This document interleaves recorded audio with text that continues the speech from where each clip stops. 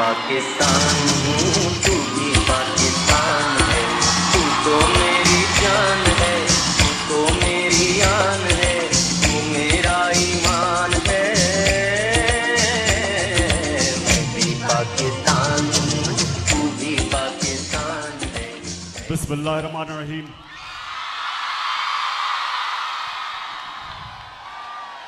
अल्लाह तेरी इबादत करता हूँ, अल्लाह तेरे से मदद मांगता हूँ। सबसे पहले रहीम यार खान,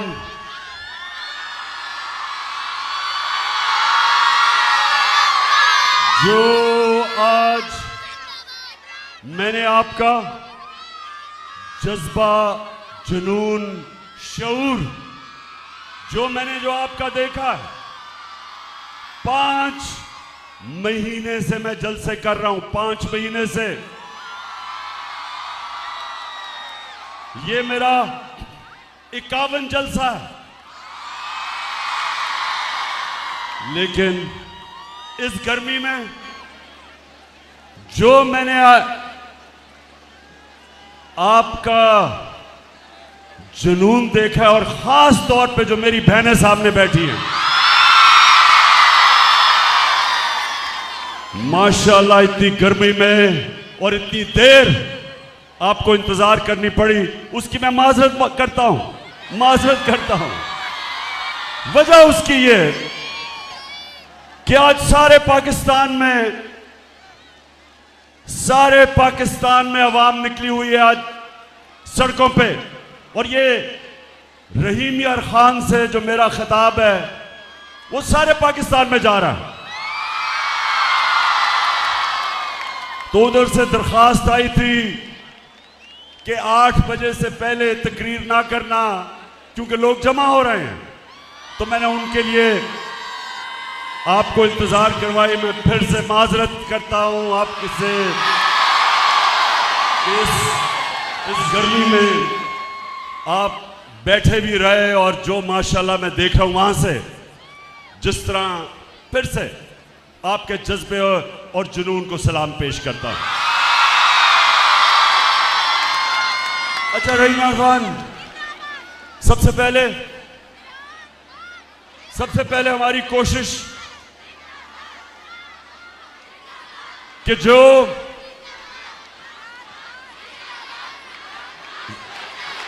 शुक्रिया माशाल्लाह, शुक्रिया।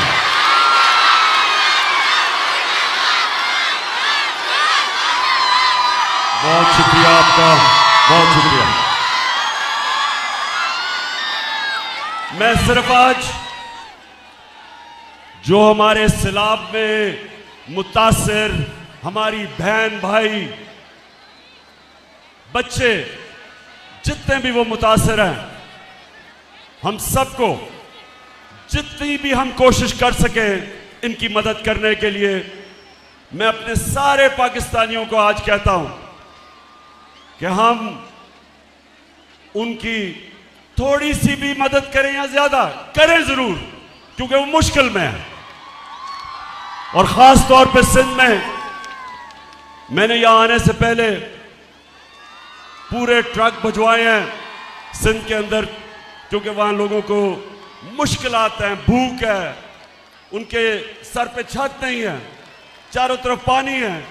तो इंशाअल्लाह एक तो ये भिजवाए, और इंशाअल्लाह मैंने पैसे इकट्ठे किए हैं 3 टेलीथॉन में, और आपको खुशी होगी कि 3 यानी 8 घंटे में पाकिस्तानियों ने 14 अरब रुपया, 1400 करोड़ रुपया दिया मुझे। कहती है ये राहे अमल, आओ हम सब साथ चले। तो ये है हमारे पाकिस्तानी। अगर उनको ये एतमाद हो जाए कि हमारा पैसा सही जगह जा रहा है, कोई कौम दुनिया में पाकिस्तानियों से ज्यादा खुले दिल की कौम नहीं है। लेकिन मुझे अफसोस हुआ कि हमारा क्राइम मिनिस्टर और जो बिलावल भुट्टो अभी तक उर्दू सीख रहा है। 14 साल हो गए, 14 साल। अंग्रेज भी 2 सालों के अंदर उर्दू बोल रहे हैं, वो 14 साल अभी भी उर्दू नहीं बोल सकता। तो ये दोनों अमेरिका गए हुए हैं। मैं सबसे पहले इनसे सवाल पूछता हूं कि वो तुम क्या करने गए हो अमेरिका? अजाब आया हुआ है, अल्लाह का इम्तिहान पाकिस्तान पे आया हुआ है। सारी दुनिया, वो एक अमेरिकी एक्ट्रेस भी आई हुई है सैलाब मुतासरीन की मदद करने, तो आप यहां से उठ के उधर किधर चले गए हैं? वहां क्या कर रहे हैं? पहले तो मैं ये बता दूं कि वहां महंगे तरीन होटलों के अंदर ठहरे हुए हैं, महंगे तरीन होटलों में। एक तरफ शहबाज शरीफ भीख मांगने जा रहा है और दूसरी तरफ जिनसे भीख मांग रहे हैं उनको शो मारने के लिए सबसे महंगे होटलों में ठहरे हुए हैं। जरा पहले, अच्छा मैंने आज आपको बड़ी वीडियोस दिखानी है।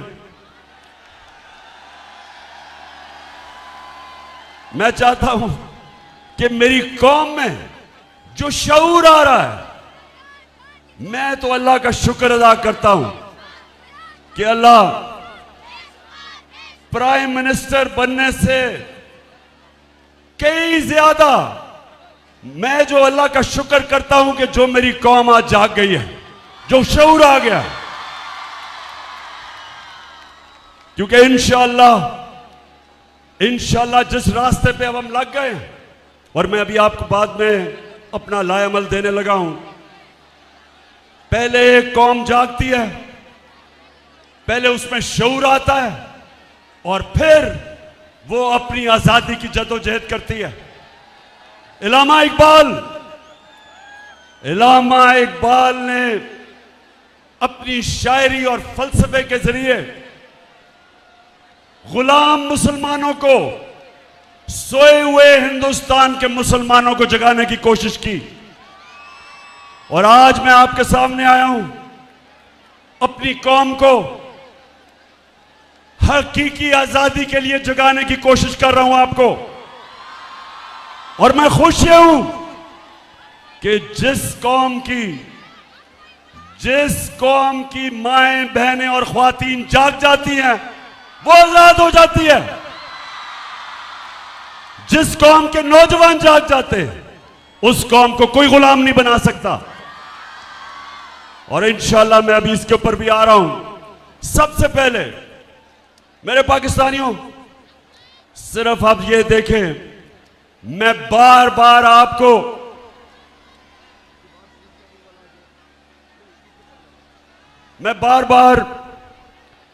आपको एक बताना चाहता हूं कि आप एक अजीम कौम हो। हमारा मसला इस मुल्क के लीडर हैं। कौम गैरतमंद, कौम आजादी चाहती है, कौम खुददार है। कौम उस नारे के ऊपर पाकिस्तान बना था जो आपके सबके दिलों के अंदर वो नारा है कि पाकिस्तान का मतलब क्या? ला इलाहा इल्लल्लाह के नारे पे एक गैरतमंद कौम बनती है। जब वो अल्लाह से दावा करते हैं कि अल्लाह तेरे सिवा किसी के सामने नहीं झुकते। अब मैं आपको दिखाना चाहता हूं कि उस कौम का जब इस तरह का लीडर आता है, वो देखें जरा। Some news from overseas. The Prime Minister of Pakistan met with Vladimir Putin, and it looked like he was really struggling with his translation headphones. Take a look at this. ये जरा देखते जाएं कि जिस तरह स्कूल का बच्चा headmaster के सामने बैठा है, you go. Уважаемый господин премьер-министр,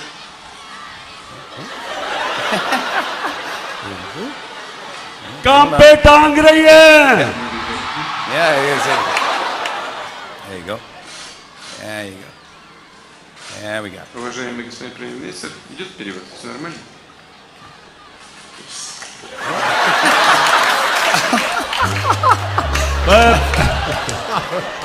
That guy is the leader of 220 million people. I just want to let you know.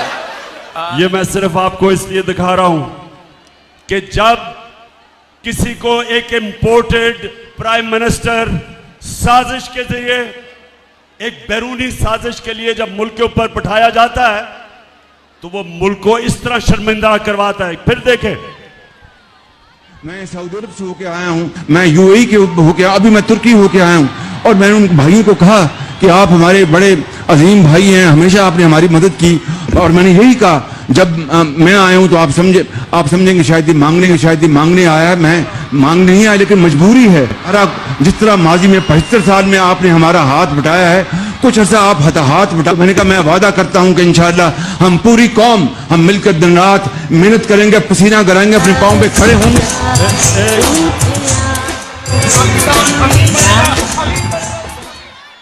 अब सुनो,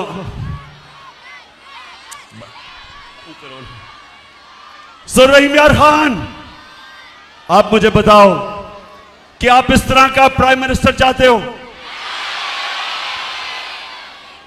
अभी जरा आप देखें, ये जरा देखें कि यूनाइटेड नेशंस का सेक्रेटरी जनरल आया जब पाकिस्तान, वो बेचारा फ्लड मुतासरीन के लिए आया था देखने के लिए, तो ये जरा देखें क्या करता है वो Shehbaz Sharif. Thank you very much general secretary, and I assure you whatever support we get from your institution and through your institution, I give you my word of honor, along with all these ladies and gentlemen sitting on this table, ministers, general officers, government officials, ladies and gentlemen, that every penny we get from you or from wherever, we will spend it most transparently and in the interest of these.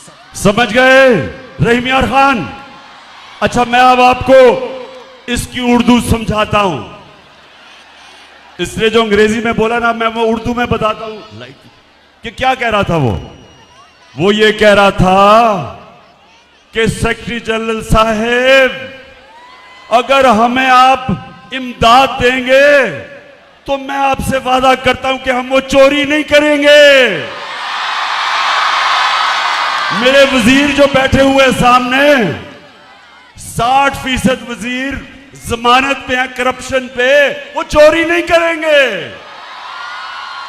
वो आपसे वादा करते हैं क्योंकि secretary general साहब आप पैसा दे रहे हैं तो अब हम ईमानदारी से खर्च करेंगे, पहले चोरी करते थे।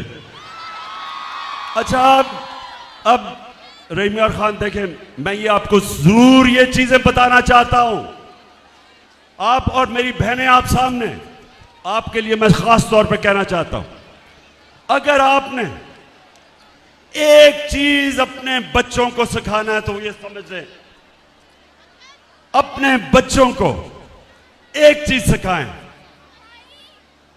कि दुनिया उस इंसान की इज्जत करती है जो इंसान अपनी खुद इज्जत करता है। आप अगर अपनी इज्जत नहीं करेंगे, दुनिया आपकी इज्जत नहीं करेगी। और मेरी बहनों, अपने बच्चों को एक और चीज सिखाएं कि ला इलाहा इल्लल्लाह इंसान को गैरत देता है, गैरत देता है। आप जब अल्लाह से दावा करते हैं कि मौला तू ही मेरा खुदा है, मैं किसी बुत के सामने नहीं झुकूंगा। बुत का मतलब कि मैं किसी खौफ के बुत, किसी लालच के, किसी पैसे के बुत के सामने नहीं झुकूंगा। ये इंसान को गैरत देती है। और मेरी बहनों, मेरी सारी जिंदगी का तजर्बा यह है कि सबसे बड़ा इंसानों के अंदर जो मैंने फर्क देखा है वो है गैरत। एक गरीब आदमी भी जिसमें गैरत होती है, दुनिया उसकी इज्जत करती है। और अरबोपति, इस तरह का क्राइम मिनिस्टर अरबोपति की कोई इज्जत नहीं करता जो अपनी इज्जत नहीं करता, जिसमें गैरत नहीं होती। अब ये देखें, ये जरा अब आपने गौर से देखना है, बतिया बंद करें। ये देखें कि ये अब अमेरिका में जाके हमारा करोड़ों रुपया खर्च किया और अमेरिका में जाके ये क्या कह रहा है, ये जरा इंटरव्यू सुना अंग्रेजी में, फिर मैं आपको उर्दू में बताता हूं क्या कह रहा है। Relief. Unless we get substantial relief, how can the world expect from us to stand on our own feet? It is simply impossible, next to impossible. The world has to stand by us. And there is a yawn are asked and what is available. Please, through your cameras, have this yawning gap bridged and bridged very quickly. The epidemic. It is waiting for us. Please help us in... क्या कह रहा है? Interview दे रहा है, सुना जरा। मेरी बहनों, मुझे पता बड़ी गर्मी है लेकिन सुनना जरूरी है, आप में बड़ा सब्र है।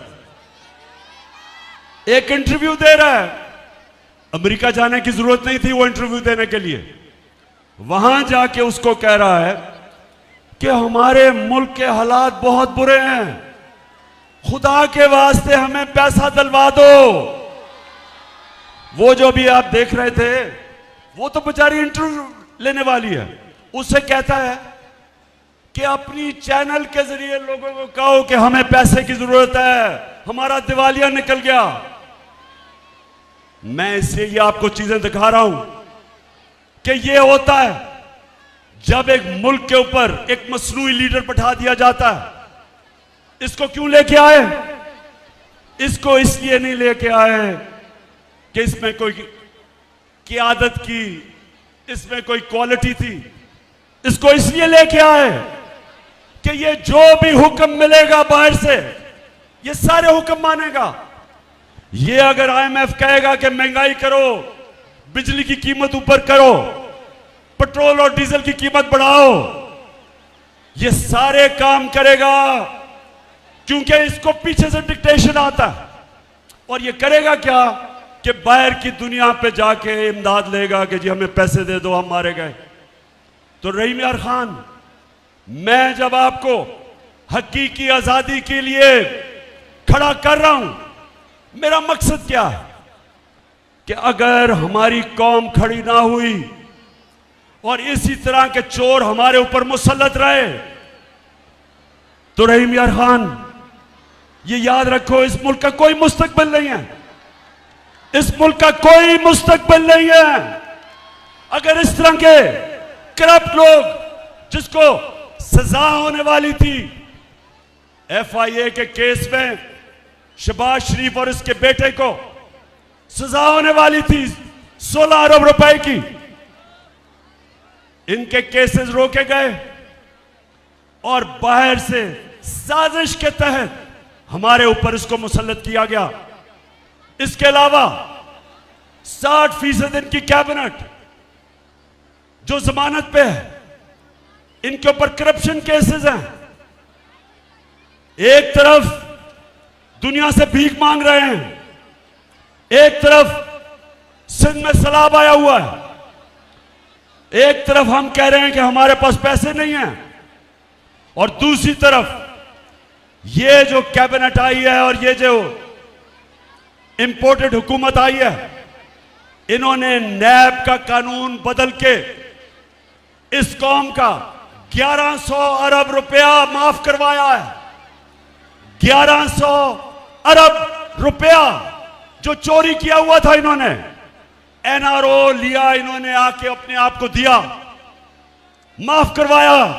जो पैसा आपका था, जो पाकिस्तानी कौम से चोरी हुआ था, तो इनका मकसद अपनी चोरी बचाना था। बाहर के लोग जो इनको मुसल्लत किया, उनका मकसद यहां ऐसी क़यादत हो जिसको वो कंट्रोल कर सकते हैं। और इसलिए मैं जो अभी आखिर में आपको लायामल दूंगा, हमने तैयारी करनी है पाकिस्तानियों, अपनी हकीकी आजादी के लिए, हमने अपनी हकीकी आजादी के लिए निकलना पड़ेगा। हमें कभी भी किसी कौम को आजादी प्लेट में नहीं दी गई, आजादी के लिए जद्दोजहद करनी पड़ती है, आजादी के लिए कुर्बानियां देनी पड़ती हैं। मैं अब अपनी कौम के सामने दो तीन चीजें अब आपके सामने रखने जा रहा हूं। मैं चाहता हूं कि बड़ा गौर से मेरी बात सुननी है, क्योंकि सारे जितने भी आज जिधर भी पाकिस्तान में मेरी कौम निकली हुई है, मैं आज आप सबको पैगाम देना चाहता हूं। मेरी कौम, एक बात याद रख लो कि जब एक कौम, जिस तरह मेरे नबी सल्लल्लाहु अलैहि वसल्लम, अल्लाह के आखिरी पैगंबर, उन्होंने जो 1500 साल बाद पहले की थी, सब याद रख लें। उन्होंने कहा था कि वो कौमें तबाह हो जाती हैं, वो कौमें तबाह हो जाती हैं जिधर छोटा चोर चोरी करे तो जेल में, और ये बड़े डाकू जो मुल्क को लूट के पैसा बाहर लेके जाते हैं, जो कौम इनको सजा नहीं दे सकती, वो कौम अपनी तबाही के रास्ते पर निकल जाती है। आज रहीम यार खान, आज अगर हम चुप करके ये कबूल कर लें कि 1100 अरब रुपया जो इस कौम को चोरी किया इन्होंने, और इनको हमारे पर मुसल्लत किया, और अगर हम ये कबूल कर लें इस चोरी को, और अगर हम गुलामों की तरह इनसे अपनी आजादी छीनने की ना कोशिश करें और मान जाएं गुलामी, तो मेरे सारे पाकिस्तानी जो देख रहे हो, हमारा कोई मुस्तकबिल नहीं है। अगर इसी तरह जिंदा रहना है कि हमारा सरबराह बाहर जाके हाथ फैलाए और पैसे मांगे, इस तरह कि जी हम तबाह हो जाएंगे अगर आपने पैसे ना दिए, पैसे मांगने के लिए हर आपकी खिदमत करने के लिए तैयार है। जो भी पैसा देगा, पाकिस्तानियों याद रखो, वो आपकी आजादी का सौदा करेगा। इस मुल्क की सॉवरेंटी, वो सॉवरेंटी के ऊपर सौदा करेगा। कोई, वो कहते हैं there is no free lunch, कोई चीज मुफ्त नहीं आती। पहले आपने 30 साल इन दोनों ने हुकूमत की, मुल्क का दिवालिया निकाला, मुल्क को मकरूज किया, और आज वही लोग आज बाहर जा रहे हैं पैसे मांगने के लिए। क्यों लोग इनको पैसे नहीं देते? क्यों लोग इनको पैसे नहीं देते? बताएं, क्यों नहीं पैसे देते? क्योंकि इनको सबको पता है कि इनके अपने पैसे मुल्क से बाहर पड़े हैं, चोरी करके खुद बड़े बड़े महलों में रह रहे हैं, और आज पाकिस्तानी दुनिया में कह रहे हैं कि जी हमें पैसे दो। कोई पैसे नहीं दे रहा। जो सिंध के अंदर और बलूचिस्तान में खास तौर पे जिस तरह का फ्लड आया, आज दुनिया को, पाकिस्तान को पैसा देना चाहिए था, लेकिन दुनिया को पता है कि इस वक्त की क़यादत आसिफ जरदारी और ये शरीफ 30 साल से ये चोरी कर रहे हैं। बाहर के अखबारों में इनकी चोरियों के ऊपर लिखा हुआ है, बाहर के मीडिया पे इनकी डॉक्यूमेंट्री चोरियों की चली हुई है। कभी भी वो इनको पैसे नहीं देंगे, जिसकी वजह से सिंध के और बलूचिस्तान के, खास तौर पे इन दो सूबों की बात कर रहा हूं, सैलाब के मुतासरीन मुश्किल में हैं। तो मैं आज अपनी कौम के सामने, रहीम यार खान, कौम के सामने आज मैं जो बात करना चाहता हूं वो ये कि देखें, मेरी इन्होंने ये जो साजिश की थी, इन्होंने इन्होंने पूरी तरह कोशिश की कि इमरान खान को नाअहल किया जाए, क्योंकि डरे हुए हैं पाकिस्तानी अवाम से कि जब भी इलेक्शन होंगे इनको पता है कि इस वक्त तहरीक इंसाफ जीत जाएगी, तो इलेक्शनों से भाग रहे हैं और कोशिश कर रहे हैं कि इमरान खान को नाअहल किया जाए। और दूसरी कोशिश कर रहे हैं, पहले से इनका प्लान बना हुआ है, मैं आप सबको पहले भी बता चुका हूं। 4 लोगों ने बंद कमरे में फैसला किया मुझे मरवाने का, और वो लोग अभी भी उस साजिश पर लगे हुए हैं। उन्होंने दोनों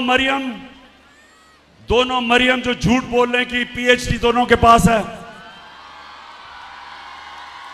इनको और जावेद लतीफ को, इन्होंने इनसे प्रेस कॉन्फ्रेंस करवाई, और प्रेस कॉन्फ्रेंस करवाई ऐसी कि इमरान खान खुदा ना खास्ता उसने मजहब की तौहीन की है। और फिर इनकी कोशिश है कि इसकी वजह से अगर कोई भी मेरे ऊपर वारदात हो तो कहेंगे जी मजहबी जुनूनी ने कर दिया, कहेंगे कि जी कोई दीनी इंतहा पसंद है इसको मार दिया। ये इनका प्लान है। लेकिन मैं आज आप सबको कह रहा हूं, सारे पाकिस्तान में मैं फिर रहा हूं, मुझे अपनी जान से ज्यादा मुझे पाकिस्तान की आजादी की फिक्र है। मैं आजाद देखना चाहता हूं। मैं रहीम यार खान सुन लो, सारा पाकिस्तान सुन लो, मैं आज आपको कह दूं कि एक तो मेरा ईमान है अल्लाह पे, ला इलाहा इल्लल्लाह। मेरा ईमान है कि जब तक अल्लाह फैसला नहीं करता इंसान दुनिया से नहीं जाता। दूसरा, मेरा ये ईमान है कि मौत बेहतर है गुलामी से, इससे बेहतर है मर जाओ गुलाम रहने से।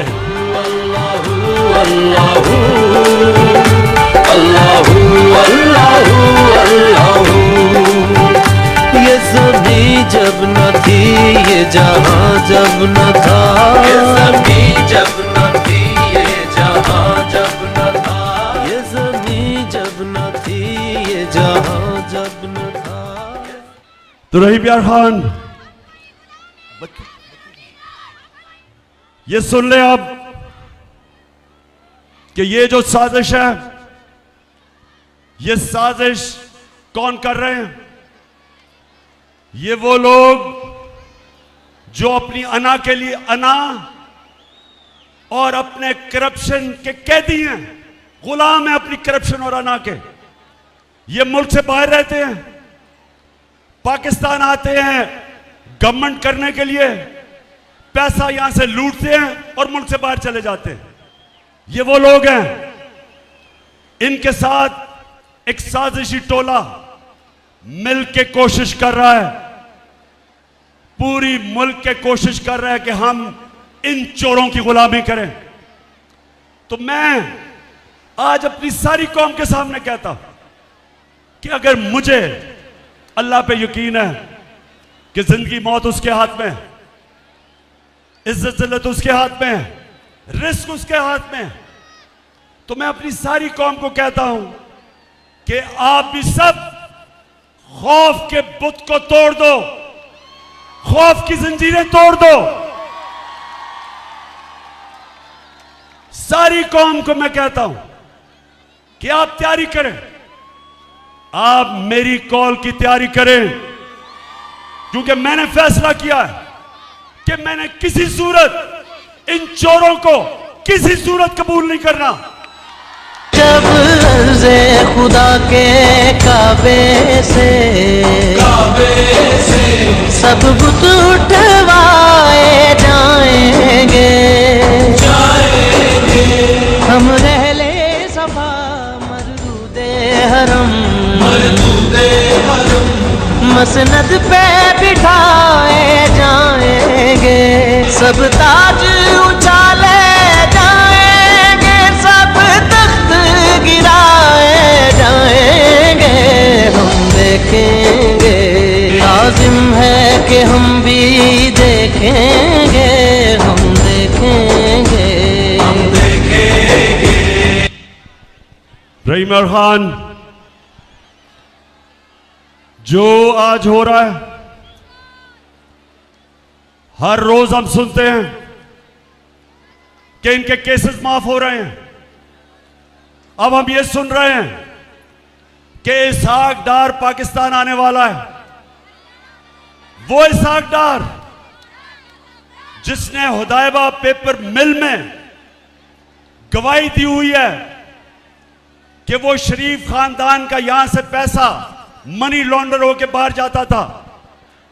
लंदन में काजी फैमिली थी, उसके जरिए फिर वापस पैसा आता था रेमिटेंस के नाम पे। बीबीसी की एक फिल्म बनी है इस पे, इसके ऊपर पूरी तफ्तीश हुई है।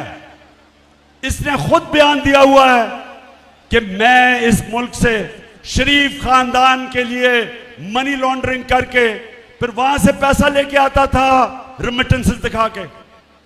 उसके बाद ये नून लीग की हुकूमत थी, जब नून लीग की हुकूमत में यह प्राइम मिनिस्टर के जहाज में मुल्क से बाहर भागा। हमारी तो हुकूमत ही नहीं थी, अदलिया आजाद थी। किस चीज से इसको डर था? इसको डर था कि इसके पाकिस्तान से बाहर इसके और इसके बच्चों के पैसे पड़े हैं, जायदादें पड़ी हैं, इसलिए मुल्क से बाहर भागा था। और अब जो एनआरओ मिल रहा है और ये डील के तहत वापस लाया जा रहा है, पहले तो जो भी ये समझता है कि इसहाक डार ये मुल्क की माइशत ठीक कर लेगा, अगर वो अब ठीक कर ले गया तो जब पहले हमें हुकूमत मिली थी पाकिस्तान की माइशत बदतरीन हालत में थी। सबसे बड़ा खसारा था बैरूनी मुल्क का, वो छोड़ के गया। इसने हमारी एक्सपोर्ट्स जिससे मुल्क की आमदनी बढ़ती है वो रोक दी। इसने पाकिस्तान की माइशत और इंडस्ट्री का तबाही कर दी। इसने किसानों का बेड़ा गर्क कर दिया। और अब ये कोई समझ रहा है कि वो आके इस मुल्क को ठीक कर देगा। कोई किसी गलत फहमी में ना रहे।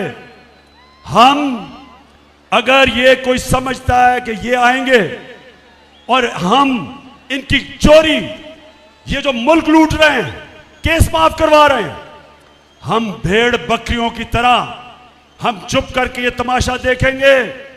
मैं आज सारों को पैगाम देना चाहता हूं, मैं फिर से कहता हूं, जब तक मेरे में जान है मैं निकलूंगा इसके खिलाफ, मैं अपनी कौम को निकालूंगा। फिर से तू अड़ जा, फिर से तू डट जा, फिर से वो बल्ला घुमा।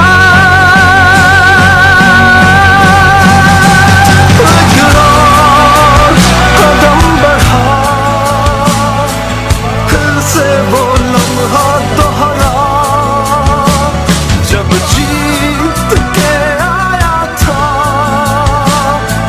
फिर से वतन को जिता। एक और कदम बढ़ा। आज जो मुल्क की माइशत है वो खुद ही शहबाज शरीफ ने न्यूयॉर्क में जाके कह दिया कि हमारा दिवालिया निकलने लगा है, हम अपने कर्जों की किस्तें वापस नहीं कर सकते, हमारे मुल्क के हालात बहुत बुरे हैं। तो मैं आज उन सब से पूछता हूं जिन्होंने यह साजिश करके हमारी हुकूमत हटाई थी, मैं आज इन सब से पूछता हूं कि आज आप सारी कौम के सामने जिम्मेदार हैं। जो आपने इस मुल्क से किया, वो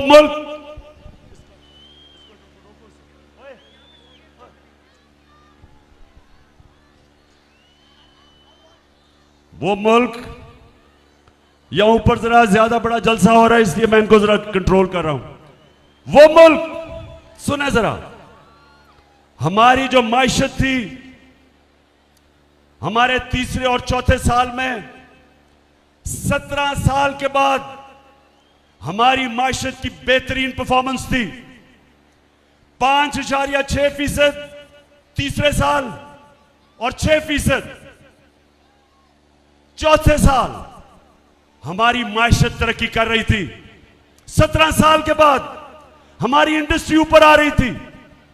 हमारे किसानों को जो हमने पैकेज दिया, 4 फसलों में रिकॉर्ड प्रोडक्शन थी, रिकॉर्ड पैदावार थी। 4 फसलों में इंडस्ट्री भी आगे जा रही थी, हमारे किसान भी खुश था, हमारे मुल्क की दौलत में इजाफा हो रहा था। रिकॉर्ड हमारी एक्सपोर्ट्स थी, 32 अरब डॉलर की रिकॉर्ड एक्सपोर्ट्स, यानी कि रिकॉर्ड डॉलर मुल्क में आ रहा था। ओवरसीज पाकिस्तानीज ने रिकॉर्ड पैसा रेमिटेंसेस भेजे थे, 31 अरब डॉलर। आईटी, पहली दफा हम अपनी इंफॉर्मेशन टेक्नोलॉजी को उठा रहे थे। 2 सालों में 70% इजाफा हुआ उनकी एक्सपोर्ट्स में। हमारा टैक्स कलेक्शन पाकिस्तान की तारीख के सारे रिकॉर्ड तोड़ दिए और हमने अपनी कौम को महंगाई से बचाया हुआ था। हमने लोगों को बिजली की महंगाई और डीजल और पेट्रोल की महंगाई से बचाया हुआ था। हमारे जमाने में 150 रुपया लीटर पेट्रोल और डीजल था। आज 250 रुपए पहुंच गया डीजल और 236 पे पेट्रोल।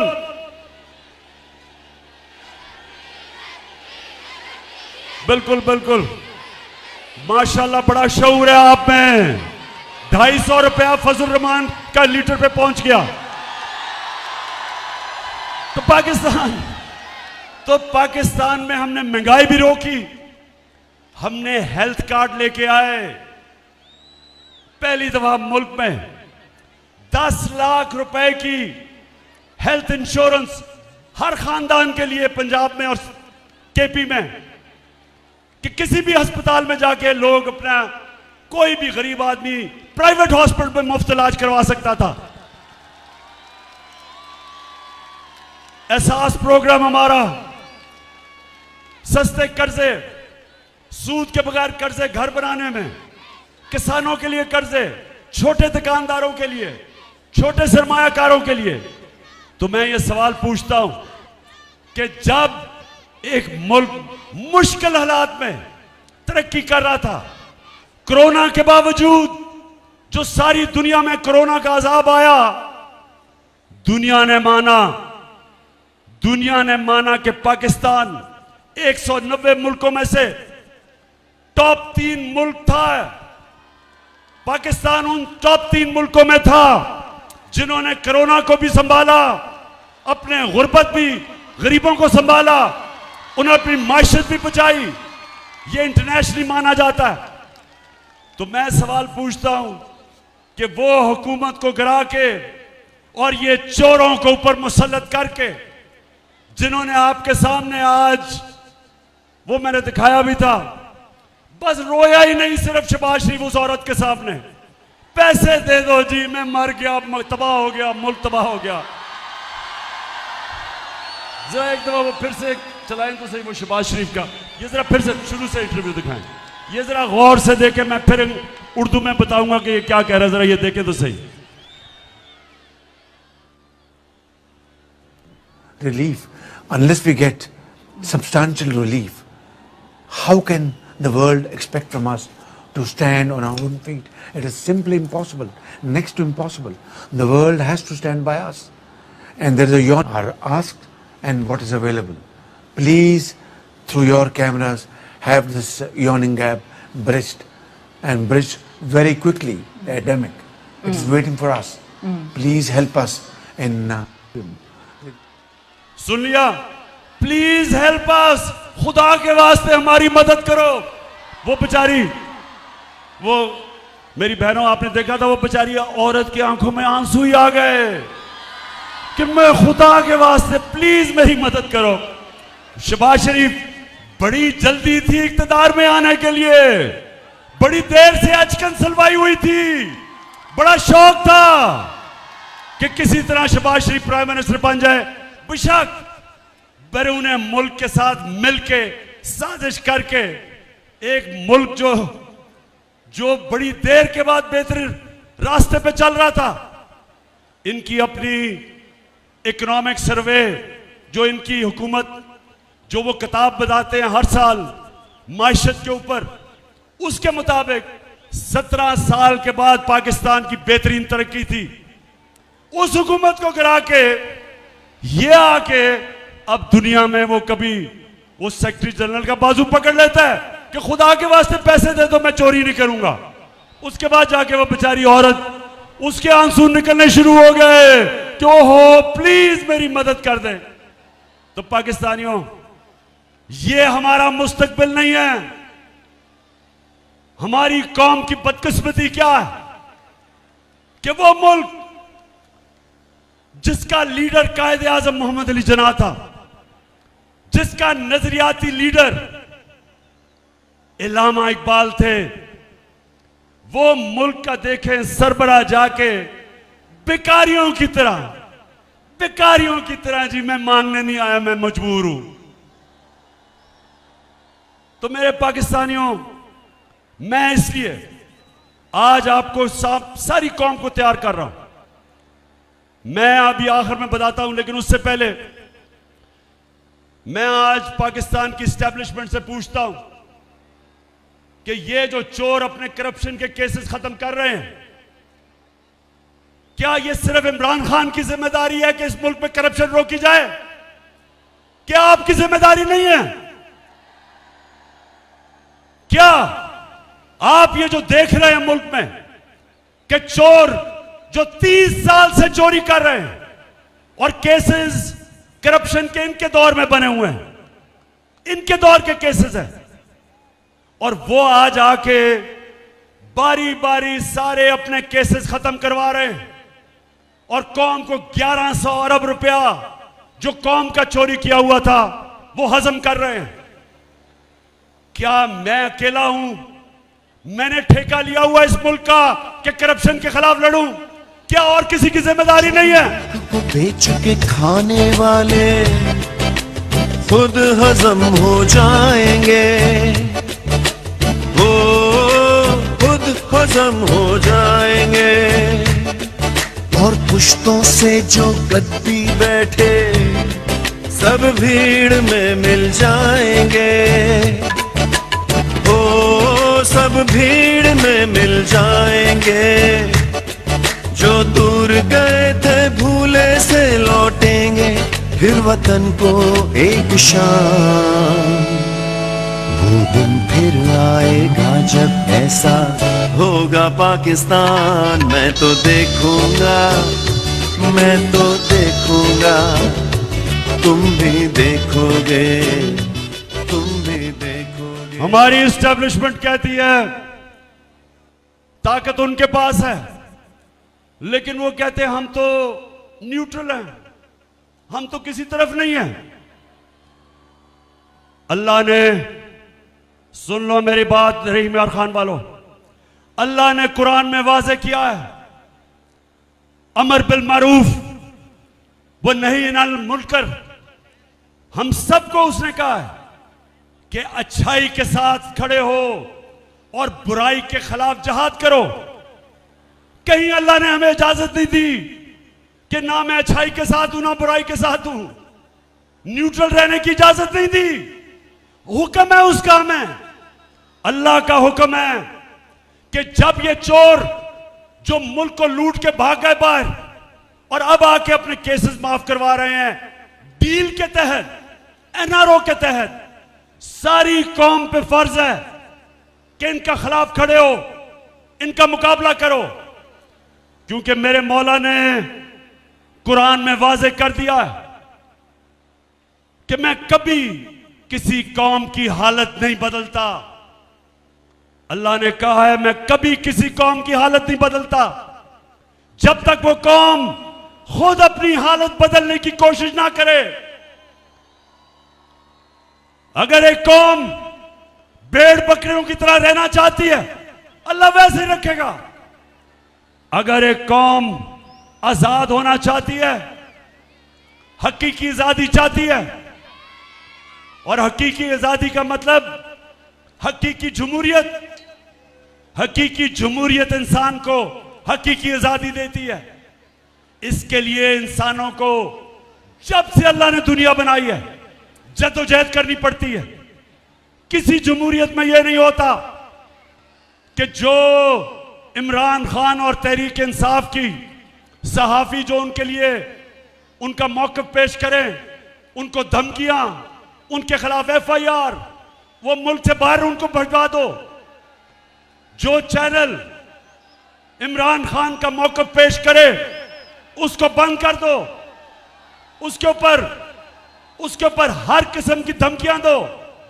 वो जो हमारे सोशल मीडिया के नौजवान सारे पाकिस्तान में जो हमारे भी नहीं हैं, जो इस कौम के लोग हैं, जो भी सोशल मीडिया में कोई ऐसी चीज के जो पसंद नहीं है, उनको धमकियां आती हैं, नामालूम नंबर से धमकियां आती हैं, डराया जाता है, खौफजदा किया जाता है।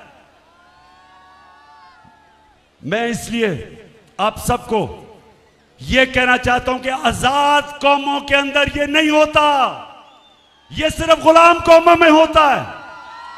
आजाद जमहूरियत, जो जमहूरियत आजादी देती है, उस जमहूरियत में यह नहीं होता। और जब तक हकीकी जमहूरियत ना आए, कौम तरक्की नहीं करती, कौमें नहीं तरक्की करती।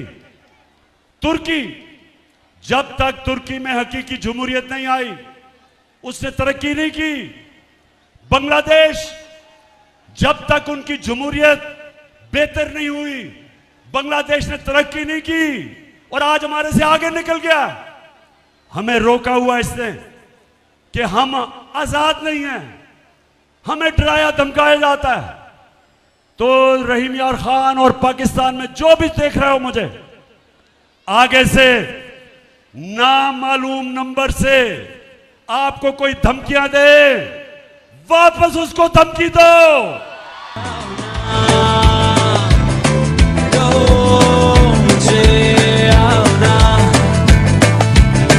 लड़ो मुझसे, मेरे दिल में देखो आग, मुझको दिखता अपना ख्वाब, तुमको लगता हूं मैं क्या ना।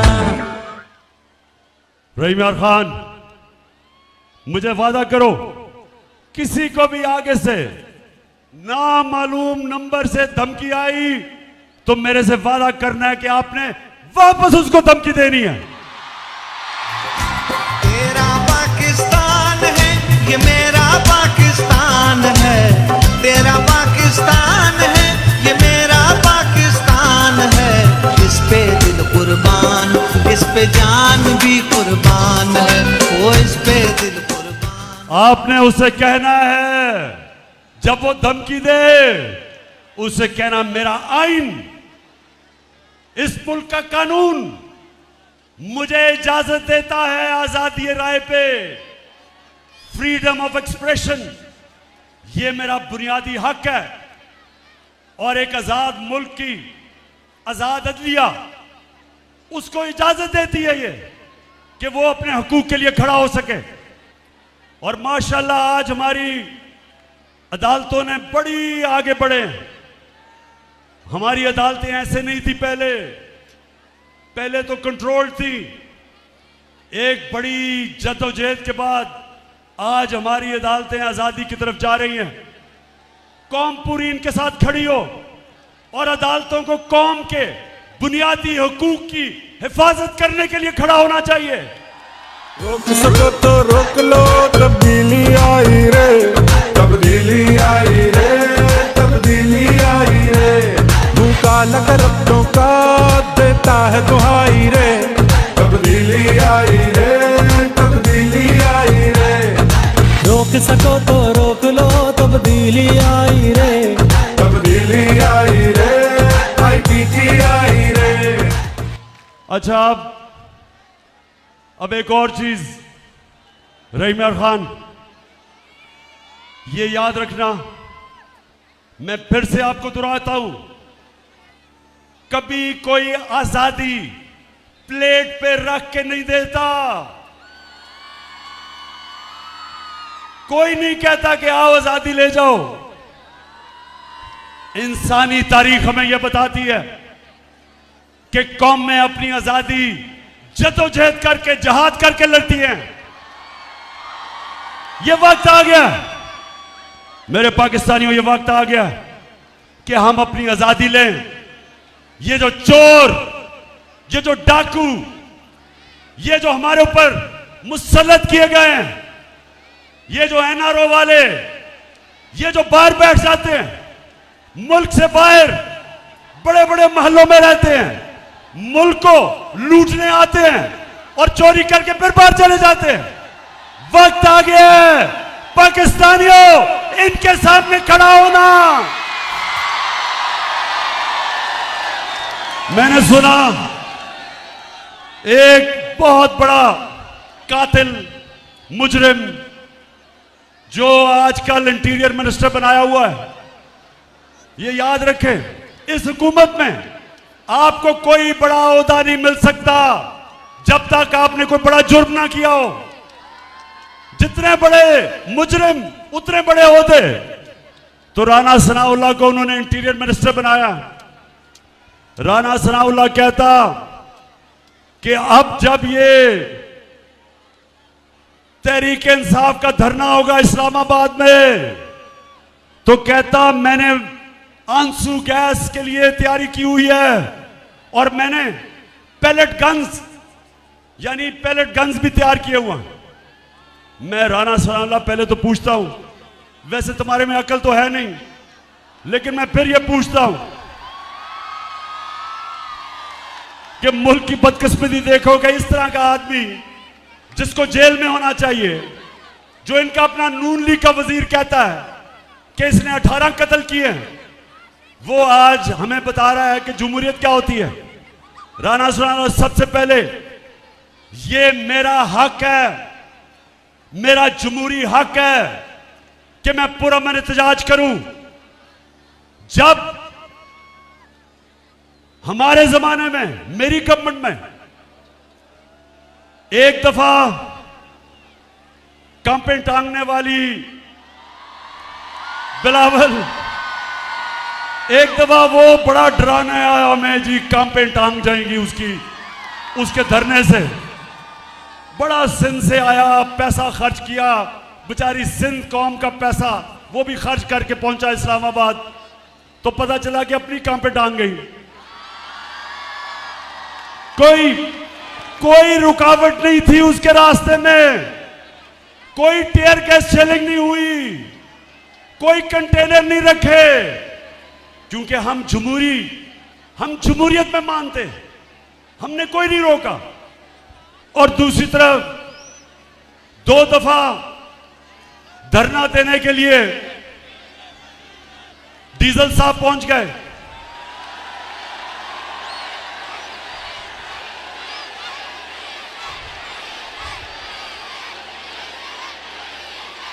डीजल ने बड़ा डराया कि हुकूमत गिराने आ रहा हूं मैं।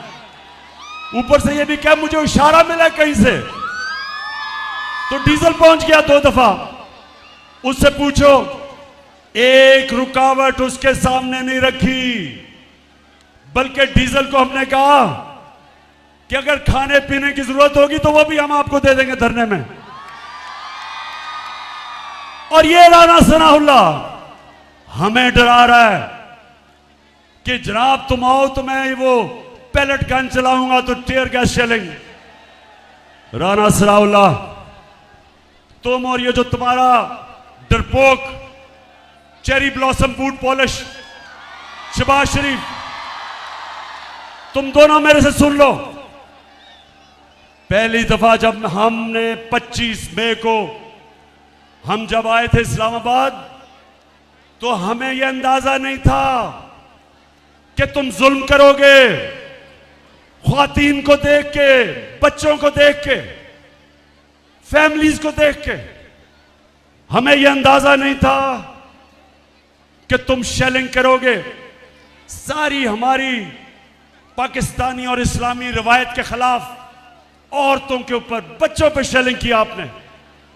घरों में 2-2, 3 बजे लोगों के घरों में घुस के हरासा किया, डराया, धमकाया, जेल में डाला, हजारों लोगों को जेल में डाला। हमें अंदाजा नहीं था। अब राना सनाउल्लाह, अब कान खोल के सुन लो, इस बारी कप्तान पूरी प्लानिंग करके आएगा।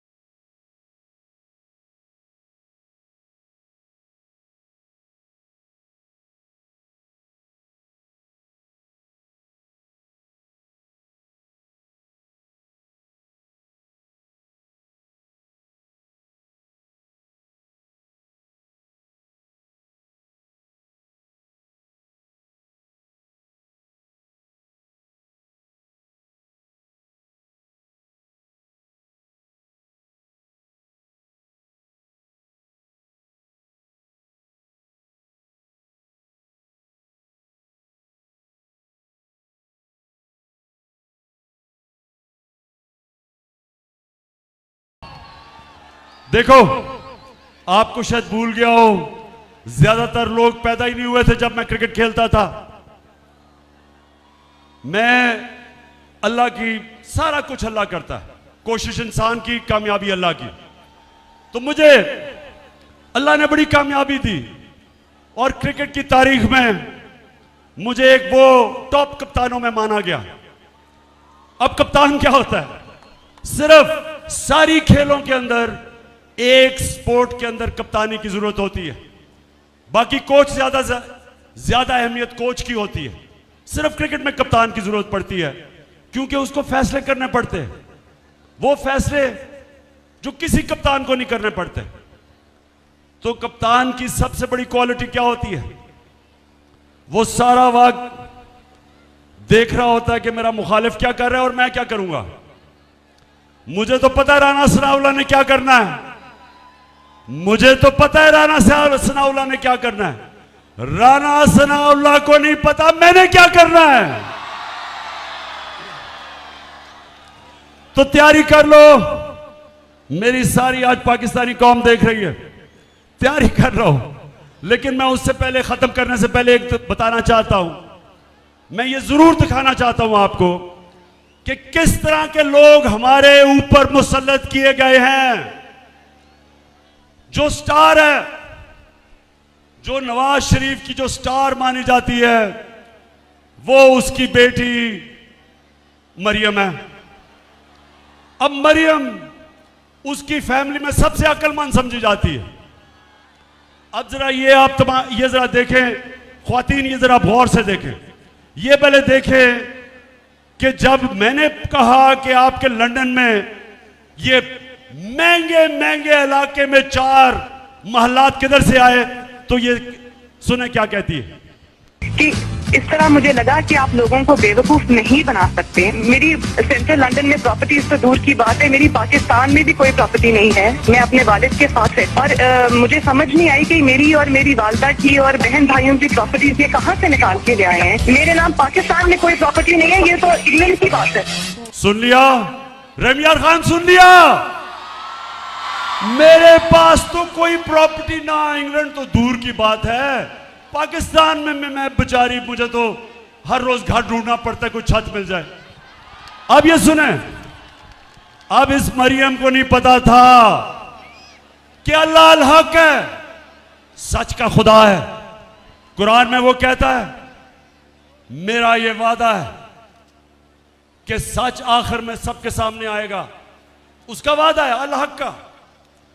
तो मरियम को नहीं पता था कि 4 साल के बाद एक इंटरनेशनल इंकशाफ होगा, एक इंटरनेशनल इंकशाफ, जिस इंकशाफ में बड़े बड़े दुनिया के मिनिस्टर और वजीर और प्राइम मिनिस्टर, उनकी जो प्रॉपर्टीज थी वो दुनिया में सामने आ गई, जिसको कहते हैं पैनामा पेपर्स। अब जब इंकशाफ हो गया तो मरियम के बड़े भाई या छोटा भाई, मुझे नहीं पता, वो क्या कहता है, जरा आप ये सुने। मैं इस बात को तस्लीम करता हूं कि अल्हम्दुलिल्लाह पाक लेन के ऊपर जो अपार्टमेंट्स हैं वो अल्हम्दुलिल्लाह हमारे हैं। मैं इस बात को तस्लीम करता हूं कि उनको ऑफशोर कंपनीज नेस्कॉल लिमिटेड और नीलसन लिमिटेड जो है उनको ओन करती हैं, और मैं आपको ये भी अर्ज करता हूं उनको होल्ड कर रही है इस वक्त मरियम नवाज शरीफ, मेरी हमशीरा जो है।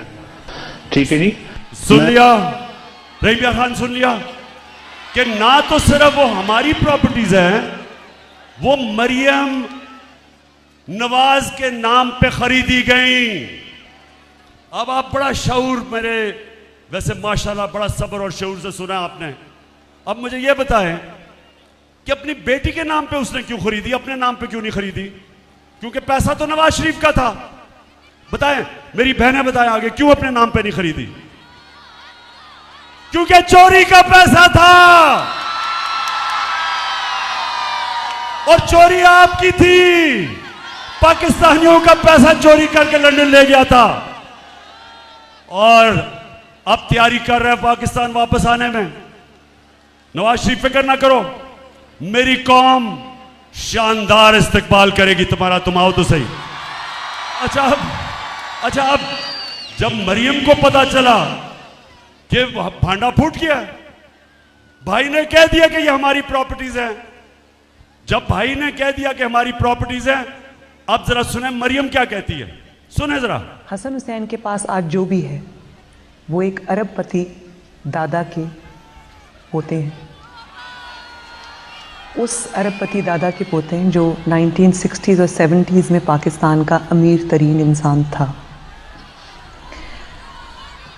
ये जो एसेट्स हैं, ये जो बिजनेस के लिए पैसा है, ये सारा दादा से डायरेक्टली बच्चों को ट्रांसफर हुआ। हसन सुन लिया, सुन लो जरा ख्वातीन, आप खास तौर पे देखें, क्योंकि अल्लाह ने पता क्या औरतों को एक सलाहियत दी है, आदमियों से ज्यादा औरतों में सलाहियत है। वो शक्ल देख के पहचान सकती हैं कि इंसान झूठ बोल रहा है या नहीं। मैं अपने नौजवानों को बुरा नहीं कह रहा, लेकिन आपको पता होना चाहिए जब बच्चा पैदा होता है तो जो माँ होती है वो बच्चे की शक्ल से पहचानती है कि वो क्या चाह रहा है, क्योंकि बोल तो नहीं सकता वो।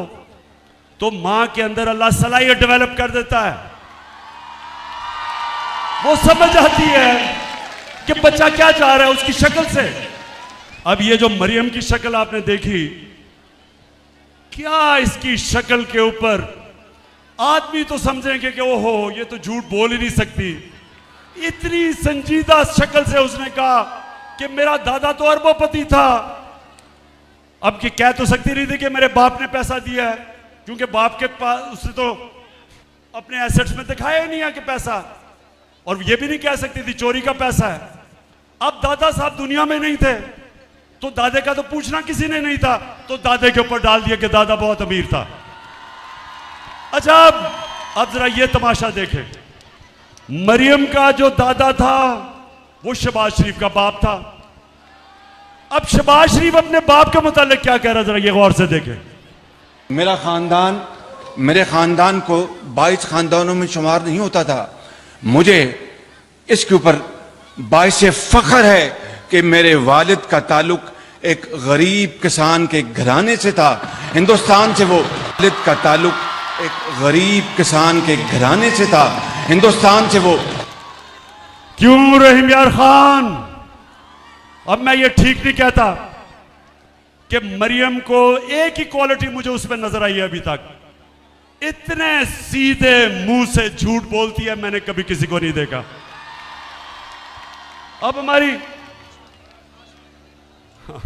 मेरी ख्वातीन को तो खैर आपको तो नजर आ गया होगा उस शक्ल से। मैं शर्त आपको लगाता हूं कि जितने भी हम मर्द बैठे हैं हमने कहना था देखें बेचारी सच बोल रही होगी, इतनी शक्ल उसने कही होगी। अच्छा जी, अब जरा एक और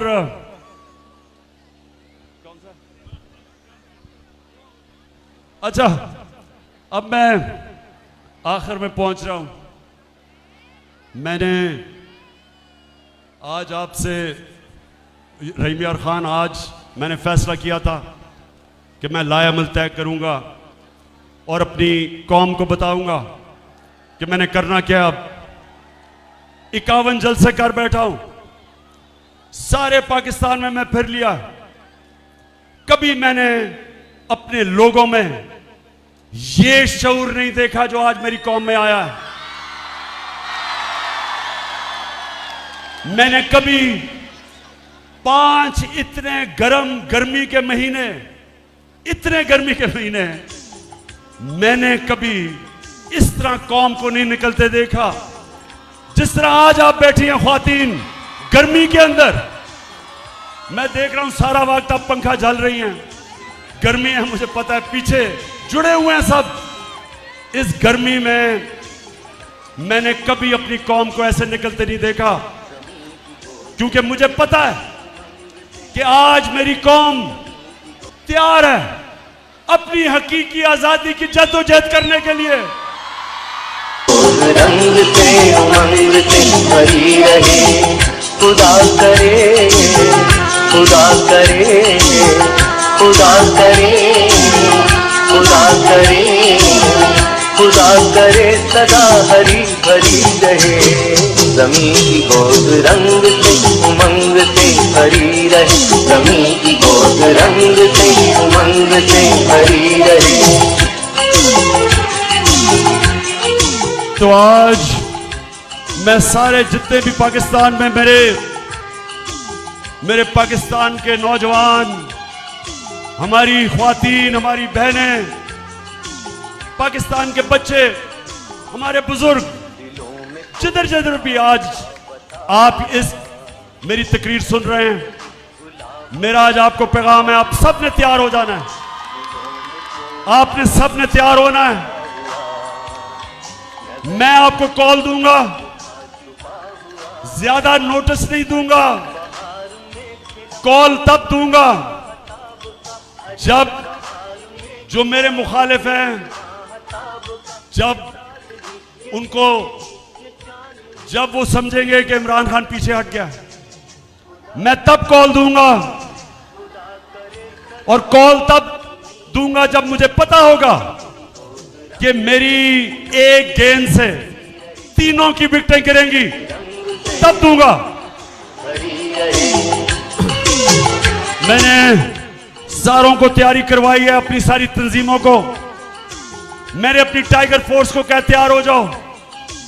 मैंने आपकी तैयारी चेक कर रहा हूं, हर रोज मैं अपनी टीम की तैयारी चेक करता हूं, और जिस दिन मैंने समझा कि हम तैयार हैं और वो ज्यादा दूर नहीं है, इंशाल्लाह मैं आपको कॉल दूंगा। और वो जो कॉल होगी, वो कॉल आखिरी कॉल होगी, उसके बाद कोई मार्च नहीं होगी, कोई धरना नहीं होगा। वो कॉल होगी पाकिस्तान को बचाने के लिए, पाकिस्तान को बचाने के लिए साफ और शफाफ इलेक्शन। अगर मैं चैलेंज करता हूं, कोई मुझे आज बता दे कि जिस तरह ये तेजी से मुल्क को तबाही की तरफ लेके जा रहे हैं, माशी बर्बादी की तरफ लेके जा रहे हैं, सिवाय साफ और शफाफ इलेक्शन के कोई दूसरा रास्ता पाकिस्तान के लिए नहीं। जब तक इलेक्शंस नहीं होते, सियासी इस्तेकाम नहीं आता, पॉलिटिकल स्टेबिलिटी नहीं आती, एक स्टेबल गवर्नमेंट नहीं आती, कोई नहीं रोक सकता जो माशी तौर पे पाकिस्तान नीचे जा रहा है। माशी इस्तेकाम आता है सियासी इस्तेकाम से। हम इलेक्शंस ये नहीं चाहते कि हमें इक़्तिदार चाहिए, हम इलेक्शंस इसलिए चाहते हैं कि ये मुल्क को तबाही की तरफ लेके जा रहे हैं, अवाम का माशी कत्ल कर रहे हैं, महंगाई में अवाम डूब रही है, चाहे वो किसान हो, चाहे वो सनतकार हो, चाहे वो घर में ख्वातीन देख रही हैं कि हर रोज कीमतें ऊपर जा रही हैं, बिजली के बिल नहीं लोग दे सकते, और अभी महंगाई और आनी है क्योंकि रुपया गिर रहा है। 33% पाकिस्तान का रुपया गिरा है, 33% इस मुल्क का रुपया गिरा है। इसका क्या मतलब है? आपके बैंक में जो पैसे पड़े हुए थे, अगर 100 रुपया था तो उसमें से 33 रुपए काट लें, 100 रुपए में से 33 रुपए कम हो गए। लेकिन अगर आपका पैसा आपके असासे मुल्क से बाहर पड़े हैं तो आपको 33% फायदा हो गया, आपके असासे ऊपर चले गए। और इसलिए मैं ये भी इस कौम को कहता हूं, कभी से इसके बाद कभी किसी पार्टी को वोट ना देना जिस पार्टी के सरबराह के पैसे और असासे मुल्क से बाहर पड़े हों, क्योंकि मुल्क में जब रुपया गिरता है उनको फायदा होता है, कौम को नुकसान होता है।